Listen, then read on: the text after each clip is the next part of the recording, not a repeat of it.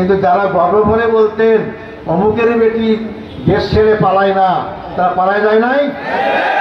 সমস্ত মিথ্যা অবলম্বন ধ্বংস হয়ে গিয়েছে, তাদের অধ্যত্ব আল্লাহ চুরমার করে দিয়েছে। আজকে জনগণ যদি তাদের পক্ষে থাকতো, দেশ ছেড়ে পালাতে হবে কেন? আমাদের তো পালাবার সুযোগ ছিল, আমাদের পালাবার জায়গা নাই। আমাদের জন্ম বাংলাদেশে, আমরা জন্ম বাংলাদেশেই আমরা মৃত্যুবরণ করব।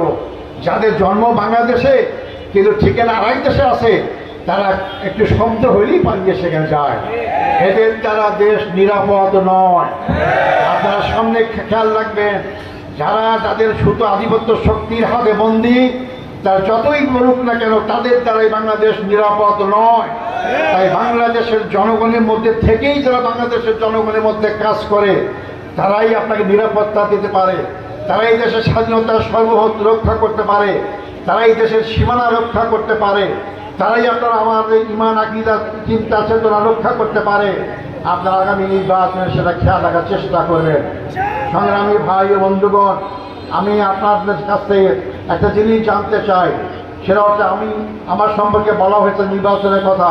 নির্বাচন কখন হবে আমি জানি না, আমরা চাচ্ছি নির্বাচন খুব তাড়াতাড়ি হোক। এপ্রিলের মধ্যে বলা হয়েছে, এর মধ্যে সংস্কার শেষ করতে পারে, আমরা এপ্রিলের মধ্যে নির্বাচন অংশগ্রহণ করবো ইনশাআল্লাহ। সেই নির্বাচন অবাধ হয়, সুষ্ঠু হয়, নিরপেক্ষ হয়, আমরা সেই দাবি সরকারের কাছে করব। আগের মতো যেন আমার ভোট চুরি, ভোট ডাকাতি না হয়। নিশ্চয়ই এই সরকার সেটা করার সাহস পাবে না। অনেকেই 15 বছর ভোট দিতে পারেন নাই, এই জন্য ভোটের প্রতি আপনাদের অনেকে বিতৃষ্ণা আছে। আমি অনুরোধ করবো, এবার সামনে ভোট বিপ্লব ঘটাতে হবে। আমাদের সবাইকে ভোট কেন্দ্রে যেতে হবে, আমার অধিকারকে প্রয়োগ করতে হবে, আমার ভোট দেওয়ার অধিকার সেটা প্রয়োগ করতে হবে, এবং সৎ যোগ্য লোকদেরকে নির্বাচিত করতে হবে। তো দেশে নির্বাচিত করতে ভুল করি, আবার আমাদের বিপদে পড়তে হবে।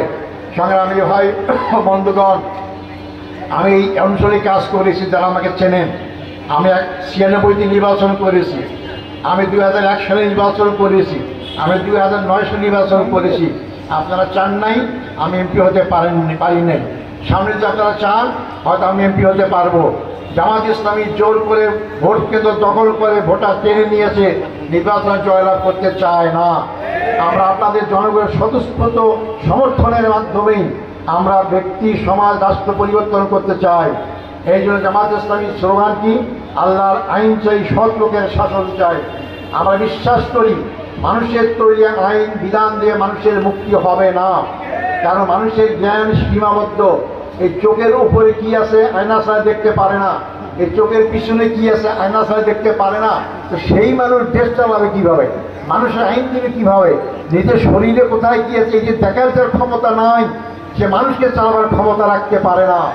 এই চোখ কান মানুষকে সৃষ্টি করেছেন যে রব্বুল আলামিন, তার আইনে নির্ভুল আইন।